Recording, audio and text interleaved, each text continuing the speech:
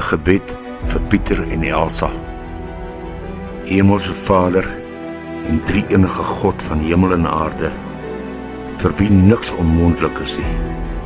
Ons God wie se genade elke oggend vars is en wie se liefde geen einde ken nie. Ons kom vandag voor U om vir Pieter en Elsa op te lig gedurende hierdie verskriklike tyd.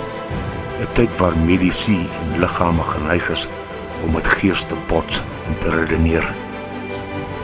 Here, ons vra uit genade, skenk asseblief vir ons dierbare vriend en goeie voorbeeld Pieter krag en genesing terwyl hy deur hierdie simptome en oorblyfsels van sy mediese behandeling beweeg. Omring hom nog meer as altyd met die onbeskryflike liefde en die tipe vertroosting wat net U, ons God, kan bring. Heilige Gees, laat U teenwoordigheid vir hom onmisbaar wees in sy oomblikke van hierdie stryd en gee hom die regte woorde om God juis in daardie tye te vereer. Gee hom die geduld en die insig en die deursettingsvermoë van Job.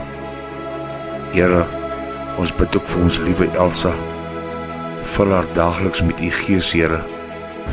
Vergroot asseblief haar geduld en veerkragtigheid, soos sy vir Pieter ondersteun met 'n hart vol liefde. Vader, skenk haar die krag om 'n ware steunpilaar te wees en gee haar vrede in die wete dat U aan hulle sy is en dat U perfekte wil altyd geskied. Ons vra vir U leiding en U wysheid, Here, om hulle albei te omhul en hulle te herinner dat hulle nooit alleen in hierdie reis is nie.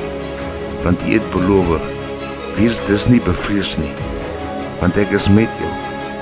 Wees nie verskrik nie, want ek is jou God. Ek sal jou versterk, ek sal jou help, ek sal jou ondersteun met my regverdige regterhand. In die wonderlike naam van Jesus Christus bid ons vir hierdie genade. Amen.